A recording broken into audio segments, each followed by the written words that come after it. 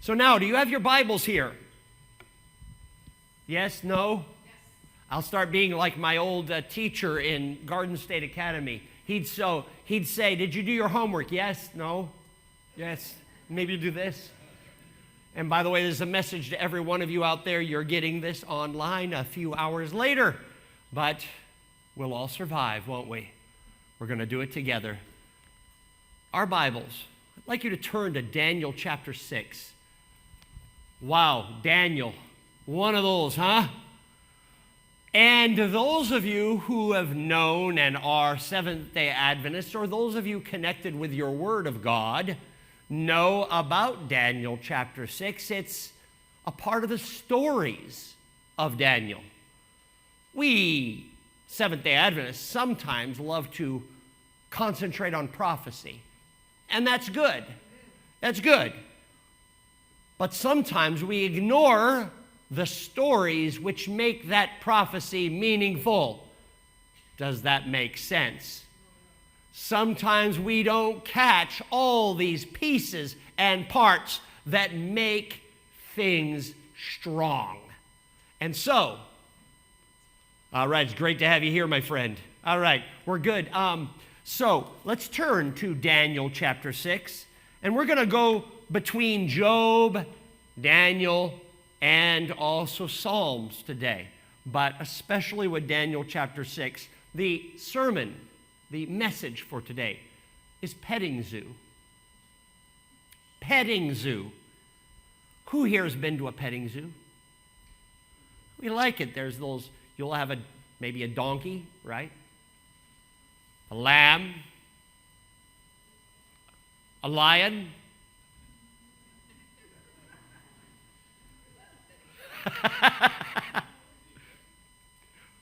Actually, lions are beautiful, aren't they? I would love to pet the lion. In fact, I remember when I was young, and we went to a great event. This is in New Jersey when I'm growing up, right? And we'd go to Great Adventure, and near it there was a safari. You ever been through one of those drive-through safaris? Not many of them in the cities here, but back in the day in America, there used to be lots of different safari places you could go to. You drive in with your car, and you have animals. You don't get out of the car. You don't get out of the car. It's like the safaris over in Africa. You definitely do not want to get out of your car with some of these animals, right? And I remember, now the lions were a bit of a distance. They had another gate, but you could see them kind of like a zoo. It's close by, and they actually were kind of close by. And I remember the monkeys, and they had a sign. This was in the 1980s. As a kid, I saw this sign that says, do not come if you have a convertible. Because monkeys, by the way, then they came up with a thing that you drive around if you don't want to go to the monkey area. Because you know what monkeys do to your car? They have a great time. They love windshield wipers. Start doing this. That's where you go. I'm out of here. Or if you got a convertible. People had sometimes the monkeys, they start to taste the glue on the convertible. They like it. Start biting it, chewing it, pulling it. All of a sudden the car starts going. And petting zoos are not petting always. Depends on the animal. In fact, Sherry, I want to ask you, do you mind bringing forward, I'm sorry, I asked Sherry about 5 minutes ago if she would come forward. Let's see, if this animal was out there, would you like this in the petting zoo? Would you like him in the petting zoo? Here, let's get that camera on it. All right, oh, wait. There you go. Wait. There you go. All right. How'd you like him? Now, actually, I would enjoy that in many ways. I am a dinosaur freak until, you ever see the movie Jurassic Park? Oh, yeah, we all love the dinosaurs. The joke was, in Jurassic Park, because John Hammond, who created Jurassic Park, this is, of course, a fictional story, he says, there's always problems with the beginning of a park. Pirates of the Caribbean broke down 5 times on the first day. And, of course, Jeff Goldblum says, There's a big difference. In Pirates of the Caribbean, when it breaks down, the pirates don't eat the guests. All right? Now, some people will say, wait a minute. T-Rex, God didn't make the T-Rex. I beg to differ. Actually, this is from Dad here. And in fact, Dad had Leviathan here. Let's turn, I know you got your finger there in Daniel chapter 6, but it's important to understand the lion's den. You must understand how God is. Turn with me to Job. Job chapter 41. Many people say, oh, dinosaurs are not in the Bible. Oh, you bet they are. Behemoth in chapter 20 of Job, you find a brachiosaurus.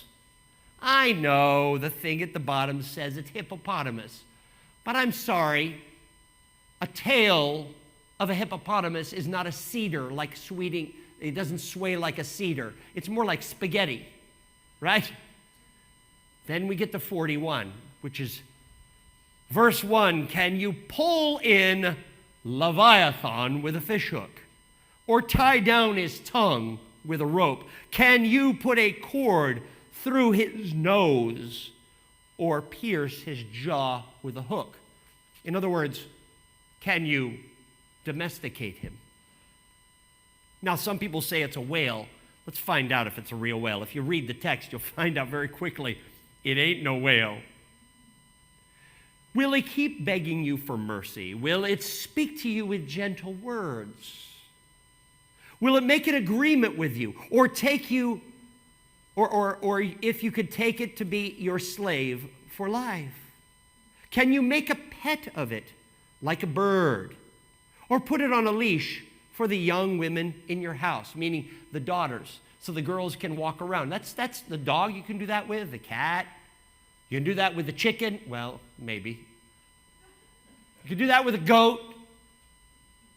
But take a look at the reason why it is you cannot lead Leviathan with a little rope around his neck. Will traders barter for it and divide it among the merchants? Can you fill its hide with harpoons or its head with fishing spears? If you lay a hand on it, you will remember the struggle and never do it again. How do you like that? In fact, interestingly enough in the text, he says, Leviathan, if you survive, any hope of subduing it is false. The mere sight of it is overwhelming. Now, you're going to say, Pastor, you haven't yet explained to me why you think Leviathan is like T-Rex. We're going to come back to this verse from verse 10 out to 12 in a second. Let's go down, though, to 12. I will not fail to speak of Leviathan's limbs, its strength, and its graceful form. Who can strip off his outer coat? Who can penetrate his double coat of armor?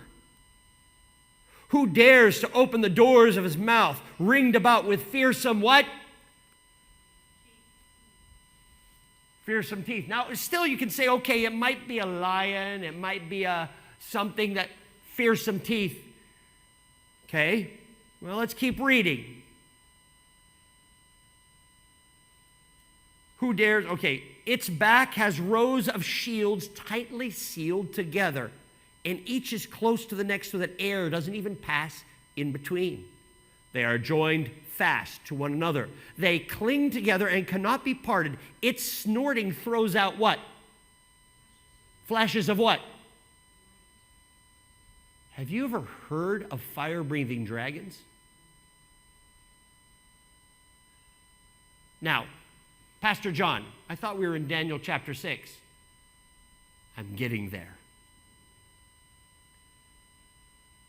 In mythology, there are fire-breathing dragons. But is mythology just something that existed and now it's turned into a legend and a myth? You know, in the Word of God, there are animals that create fire. In fact, In Africa, there are bombardier beetles. Ever heard of them? They create fire. It's a defense mechanism. They fire out fire from their body to destroy other predators and get predators to go away. Look it up sometime. Bombardier beetle in Africa. Start fires sometimes in the desert.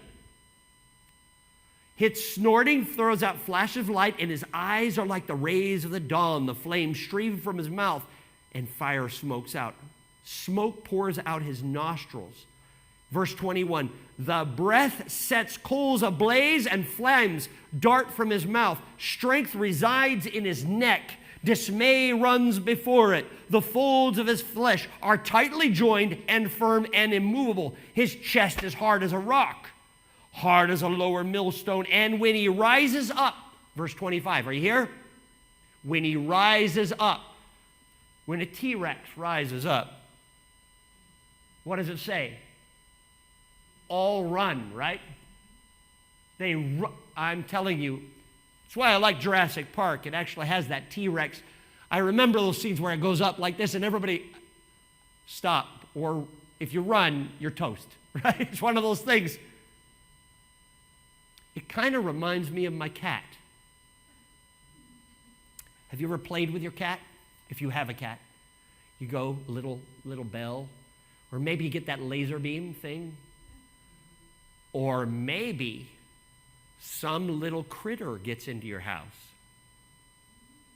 I remember Mom, one day, Lucky was one of our cats over in New Jersey. Lucky got a bird. She opens the front door and she laid the bird there. She says, see, look, I've given you a gift. Now, if you're the bird, it's fearful when the cat gets going. It's only because of sizes. That's why the lion is scary to us.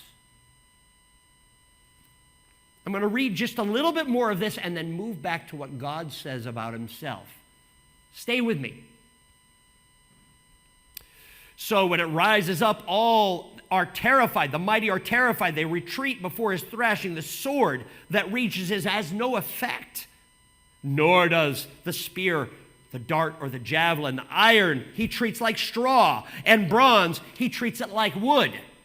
Arrows do not make him flee, and sling stones, meaning rocks, or bullets, we don't say today, are like pieces of straw, chaff. Its undersides, verse 30, are like jagged potsherds, meaning that it's something that has lots of different shapes underneath, that when it goes through mud or it moves, you can see it. It creates a design on the ground, so to say. Its undersides are like that, and the trail of mud is like a threshing sledge. In other words, when it walks, it's creating a back and a forth through the mud. It makes the depths, meaning the water. So this creature can swim too. It walks and swims. This is a T-Rex, my friends. But why would God create a T-Rex? Why would God do such a thing like creating a lion or a T-Rex when there's no sin in the world? Nothing is its equal. Verse 33, nothing is its equal. A creature without fear, and it looks down on all who are haughty. It is king over all that are proud. Turn backward in Job 41 now to the section we didn't yet read, verse 10. No one is fierce enough to rouse it. Who then, verse 10, who then is able to stand against what? What? Thank you, Mom. Me. God is referring to himself as like the T-Rex. God is powerful, and yet we ignore him. He created all things after all. Who claim against me that they must pay? Everything under heaven belongs to what? Me, God says. I remember with my cats, when my dad was alive, when I was young, he says, I believe, Dad say, I love it, the cats can see angels. They can see God. You know that the animals know about God. Dad says this to me. The animals know about it. It's us that have the problem with understanding about God. They know about God. But because we were the ones who picked from the tree of knowledge of good and evil, we always have questions about it. We always have issues. But the animals understand. They see it. In fact, the ancient Egyptians saw the cat as the holy creature that can see the angels, and you ever wonder where you're at a house and you wonder what the cat's doing? And they start going brrr and you don't know what it is? They get kind of antsy for no reason. Well, I don't know what they see, but it's interesting how the eye, they can see things and understand and feel things that we cannot. They certainly could understand something very clearly. Daniel chapter 6. Turn with me to Daniel chapter 6. For there was a den where lions were, and those lions were not kept eating. They were kept starving, so that they may eat the criminals, or should I say enemies of the state. But to understand this, before we get to Daniel and what happened to him, let's go backward in time for a few moments. I only have 15 more minutes, but I want you to understand, we're going to move, maybe I'll go a little longer. We'll get potluck ready. And by the way, it's going to be a delicious potluck today. All right, so it pleased, well, let me stop there. Let me move to chapter 5, verse 30. That very night, Belshazzar, the king of the Babylonians, was slain, and Darius the Mede took over the kingdom at age 62. You go, Darius? Earlier was mentioned Cyrus. Before we complete this, I want you to now take your eyes. You have to take a look, because in the ancient world, they dealt with writing differently than we do. We go like this. We started out and okay, this is this and that is that, and then you start a story.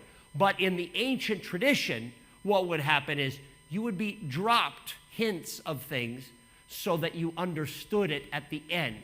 But a lot of times, our brain shuts off in modern culture, because that's how we are. We've been, just when you're easily given stories, then we become lazy. What Daniel did is give hints. But I want you to go to the last verse of chapter 6, verse 28. So Daniel prospered during the reign of what? Of who? Are you all there? Daniel chapter 6, verse what? 28? Okay, let's stick with me. This is very important for us to get this entire picture. Daniel prospered during the reign of who? Darius. Now your Bible probably says, and the reign of Cyrus. I want you to know there is a mistranslation here. And the reason why is because we think they're two different people. Darius was the son of a Median queen. Media is basically Media. You have the Iraq, the northern side of Iraq, and Iran goes right over through Turkey and down into this area of Upper Syria, that whole area in the Middle East. That was Media in the ancient world. Media is the middle, it means, between the east and the west. Babylon was on the east. Israel, Jerusalem was on the west. Media was that middle gap, Haran area. The queen of Media, her son's name was Darius. The king of Persia gave birth to a son named Cyrus, or Koresh, Cyrus. But Cyrus, because he was also Median, had a separate name. His name was Darius, the Median name. Cyrus was the Persian name. And he became king of both countries. melded them together. And in the book of Daniel, he's named as Darius only because Babylon is in present-day Iraq, because that's closer to Media. You go down into Persia, all the way down into Iran, Persia, his name is Cyrus. Right? Does that make sense? It's almost like me when I go to Italy. If I start speaking Italian, my name is going to be Giovanni. Giovanni. 4 syllables, but my name is John, 1 syllable, right? But my name is different over there because it's easier for them to understand. Darius is easier for those north and west of Persia to speak. Cyrus or Koresh is easier for those that are in Persia to speak. And therefore, Cyrus is also Darius. And in the Hebrew text right here, it says in verse 28, let me read it the way the Hebrew literally speaks that was hard to translate here. So Daniel prospered during the reign of Darius, which also was the reign of Koresh. Or Cyrus. It's the same guy. You have to understand that. Because we're going to see the Cyrus cylinder. I'll move our T-Rex to the side here for a second.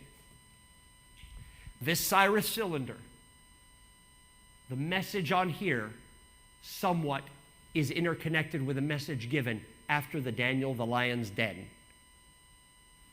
So, basically, the reason why I started reading from chapter 5 and the last verse, that very night Belshazzar was slain, and Darius, or Cyrus, right, took over. Notice Darius the Median.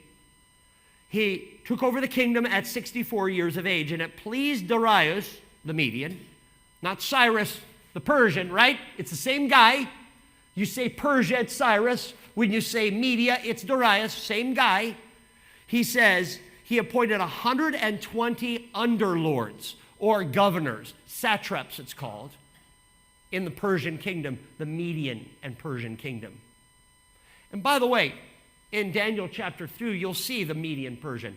Remember, the head of gold is Babylon, right? The arms and breasts are what? Medo-Persia. 1 arm, 2 arms. You see that? Same thing, by the way, was with Rome. Rome had an eastern and a western part in the image. Same thing. Okay? So we have Persia, Media. And in fact, later in Daniel, there's a bear that has one side that's higher. And that one side that's higher means Persia, which was stronger than Media, which was a little weaker. And so we have that here. So he comes, and all these satraps, we have this Median organization happening. They were different than the Babylonians. They put people in charge of things that had been there. So that means Daniel, who was given the purple robe by Belshazzar before the fall of Babylon, when Darius or Cyrus saw Daniel, he says, you should be in charge of one area. He created, here it goes, he created 120 satraps with 3 administrators over them, one of whom was who? Did I lose you all? Daniel chapter 6, stick with me. Verse 2, 3 administrators were over Babylon. And one of them was what? Who? Can you all say that? It was Daniel. So this guy was in charge in Babylon underneath the king, and now again he's in charge underneath the king. But here's the problem. If you have 3 administrators over top of all the governors, because here's the king, then there's the 3 administrators. One administers Babylon area, another one administers Media, another one administers, these large areas, and then you have satraps underneath. Do you think there's going to be politics? Oh, you know what? This world was no different than today, wasn't it? Welcome to the planet. Everybody to the face say, oh, I love you so much. The minute they turn the back, can I put a knife in that guy's back? That person shouldn't be there. It's like the Julius Caesar thing with Brutus and Cassius. 3 of them, huh? Brutus and Cassius got together, and what did they do? They knifed Julius, which actually was very destructive of the Roman Empire in many ways. But Octavian was a good leader. He became Augustus. But let me tell you, Octavian ruled with an iron fist Rome. But let's continue on. So Daniel was so distinguished himself among the administrators and satraps by his exceptional qualities, the king planned to set up him to be over the whole kingdom. So Daniel was loved by the people. But these other two administrators were not loved by the people, neither by the king. Because Cyrus looks at him and says, you do a good job. These guys are a little bit, maybe you should be in charge under me, totally. One day, at a weak moment, I'm not going to read through here, but I'll tell you the story. One day at a weak moment, Cyrus, Darius, these other administrators come in, the two of them, couple nobles, they came up with a great idea. Because here's what the text says. Verse 4, at this, the administrators and satraps tried to join to find grounds for charges against Daniel, his conduct of governmental affairs. But they were unable to do so. In other words, Daniel was not corrupt. But just because you're accused of something doesn't mean you did it, right? They're trying to find corruption in him. So they found something very interesting. There is one area where you can hammer him, Daniel, that is. It has to do with his God. So they came up with a great plan and came to Cyrus, came to Darius and said, how about this? Let's say you can only worship for 30 days. Only you, O king. O king, live forever. By the way, you always hear that, O king, live forever. I get nervous when anybody says that. Pastor John, you're so awesome. I start getting nervous. Something's coming. But this Cyrus, he was easily manipulated. After this, not so much.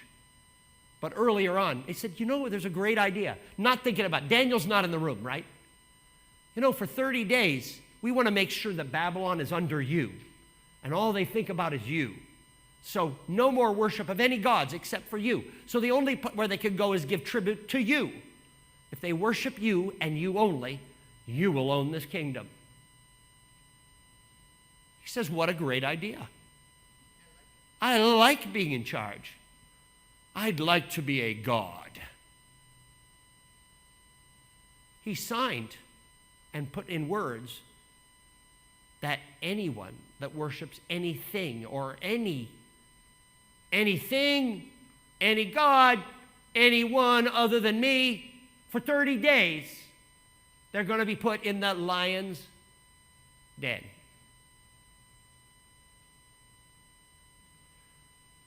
Let's read what Daniel, when he finds out about it, when he reads this decree. Daniel comes back, and by the way, you always notice this.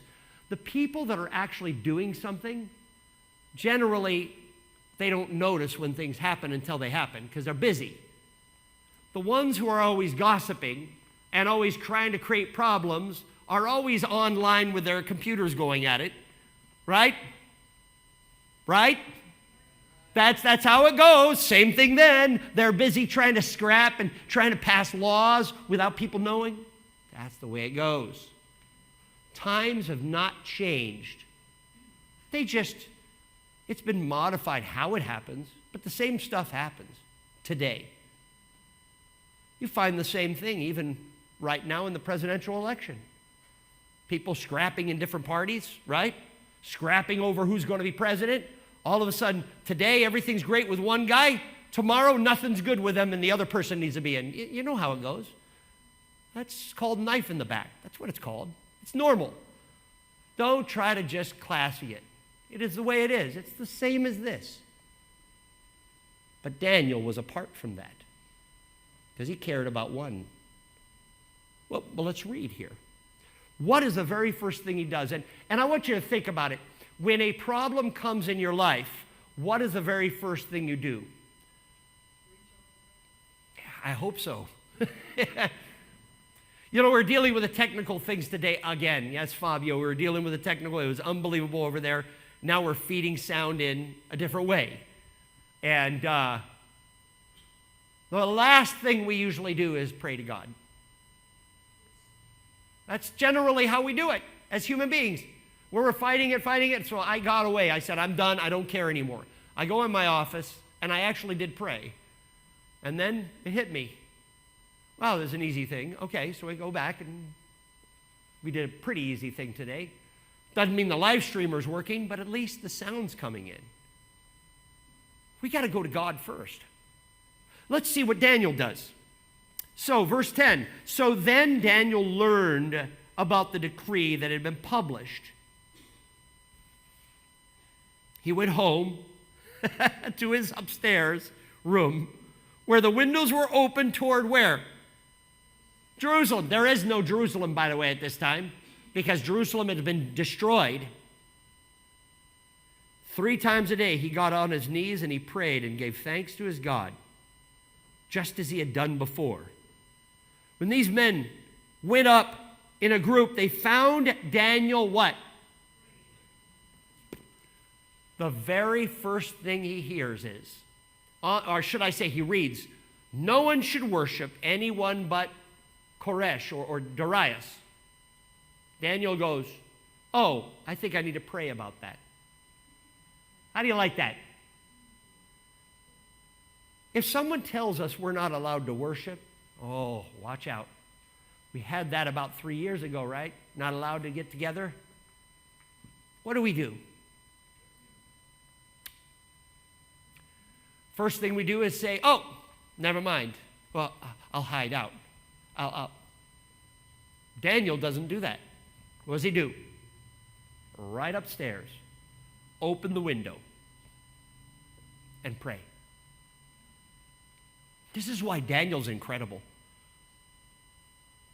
This is why the book of Daniel is not in the Nevi'im of the Bible. The Nevi'im is the area where the prophets are. He's in the Ketuvim of the Bible, which is the wisdom literature. Because Daniel was beyond a prophet. He was an administrator, and it's a book of wisdom. How to live your life. You want to be more like Daniel? I remember there's a song, Dare to be a Daniel. Remember that? Kids, you know that? Or young, older kids, do you know that song? Dare to be a Daniel? Dare to be a Daniel. Dare to stand alone. Dare to have a purpose. Dare to make it known. Man. Yeah, starting to sing there. Alexa, maybe I could have you come. All right. My friends, we always want to turn to our phones, to people around us, to our governments, to our doctors, to our whatever, our counselors, and we ignore the counselor who Jesus sent to us to stand beside us. But Daniel did not. He literally read, if anyone worships a god other than Cyrus or Darius, they'll be thrown in the lion's den. And he said, I think I need to pray to God about that. And I'm going to open my window because I'm unafraid. Wow. Wow. How many of us can learn that God is the one that made the T-Rex? God is the one that made the lion. So if the lion decides to eat me as if I am a steak, it's okay. But if the hand of God's messenger, an angel, can close the mouth of the lion, I'm okay with that as well. Because God, as I read in Job, remember verse 41 where it says, who can stand against me, God says? No one. I made Leviathan. I made Behemoth, and for crying out loud, I also made the lion. He prays, and of course these the conspiracy, the collusion happens. And they immediately drag him to Koresh, or Cyrus, Darius. And here's Darius here. He's very upset because he loves Daniel. He knows he's a good leader. He knows he's someone that he can rely on. These useless people who all they can do is mess around on their keyboards all the time, messing around with each other, looking at politics, like, those TV shows like Big Brother, where everybody is, okay, I'm for myself, but I'm going to, get with this person, a warring house, Game of Thrones. You know that? I know you're not supposed to watch Game of Thrones. Neither am I. But really, that's, Game of Thrones is all about, I'm going to have charge, and I'll make a league with this guy. And if this guy or this girl can get with me, then we'll beat them up, and then I'm going to turn on them. That's how Big Brother goes. It's kind of like high school, right? That's exactly the way that these governors beside Daniel and the satraps were. In fact, I'm sure there was a satrap that was looking forward to once Daniel was gone, he could be that third administrator. And they could all sit in their office and move papers around and do absolutely nothing. Have good, delicious food, be able to hang out with the king and eventually be king. Maybe we couldn't get rid of this guy. Maybe I can be king. Kind of reminds me of Lion King, right?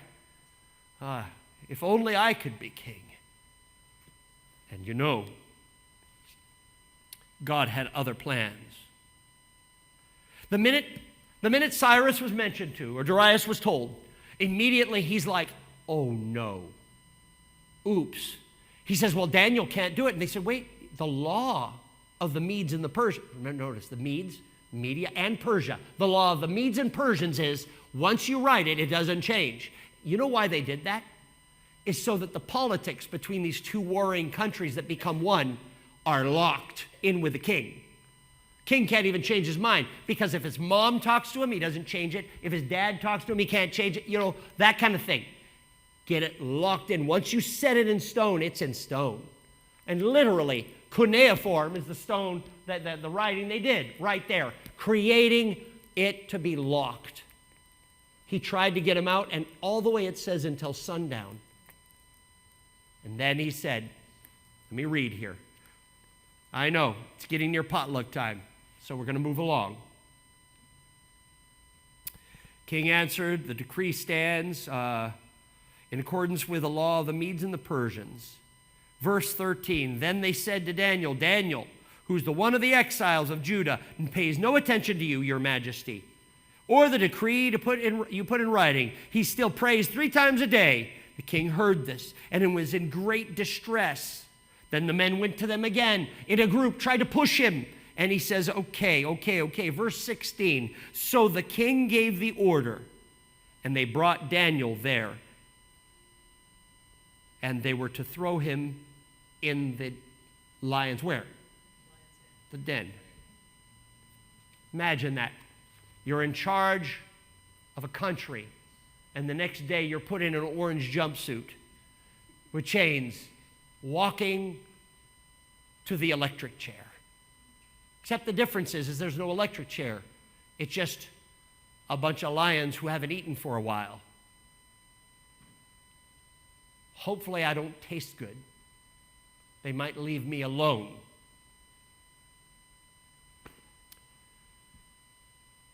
But Daniel's okay with it. You know why? Because I'd rather do what's right than have all these losers, to be a loser like them, basically. I want to be a winner. God's the winner. I'm going to be on his side. And no matter what you do or say to me, it's not going to change anything, because it's the right thing. I do what is right because it's the right thing, not because someone convinces me, not because I can somehow gain something from it. I can be a king now, or I can be... Don't you need people like that? Ellen White once said an amazing thing. She said, man, what the greatest want of the world is men, and by the way, when she says men, it's generic, mankind. okay, men and women who call evil by its right name, who don't turn back, right? Who are like the needle to the pole, who stand up no matter what. You know, when you stand for something, people respect you. Did you know that? They say they won't, but you know what? They can't control you. And some people, it makes them very angry if they can't tell you what to do. You know why they get angry? It's because they themselves feel inadequate. And so they must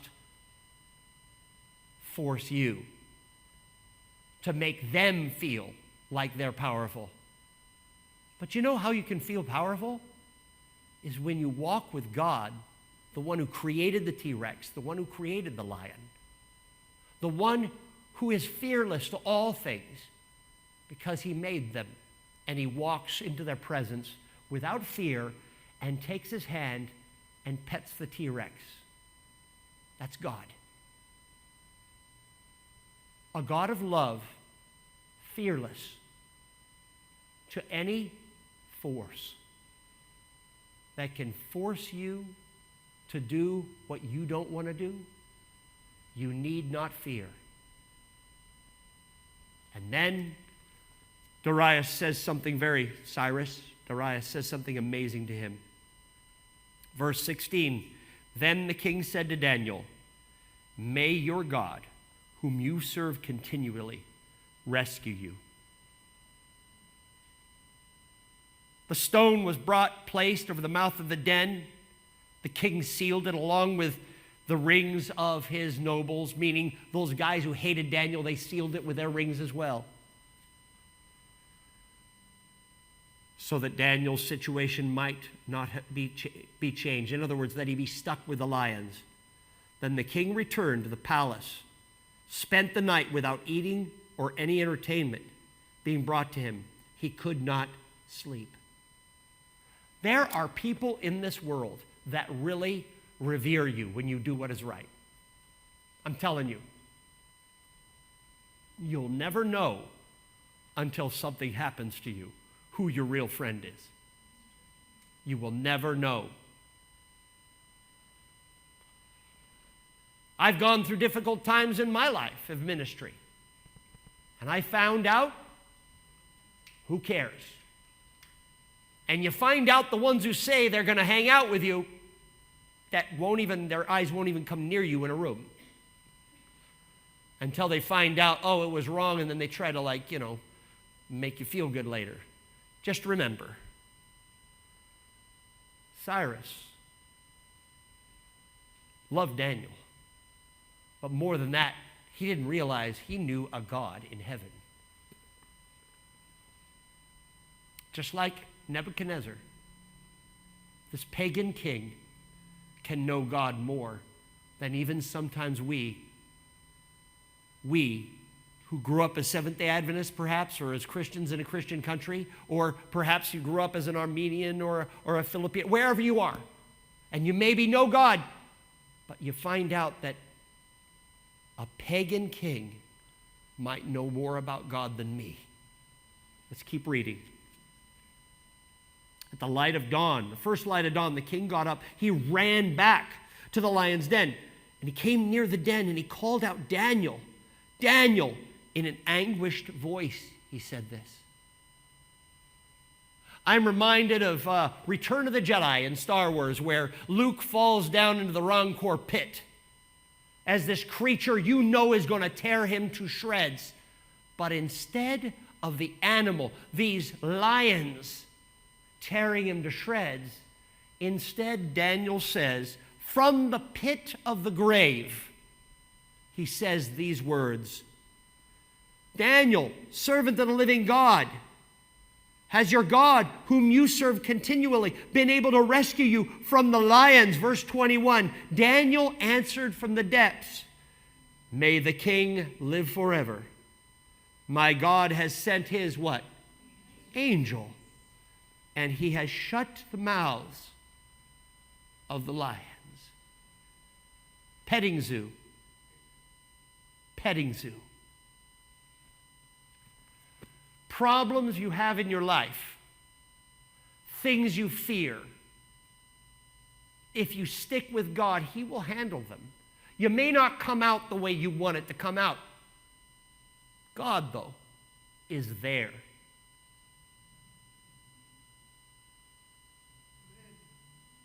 The most scary of creatures,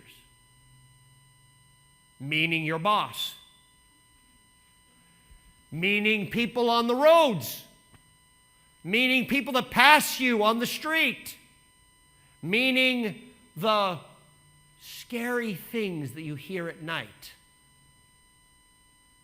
meaning your life sometimes, maybe even family members you fear. The lions in the den,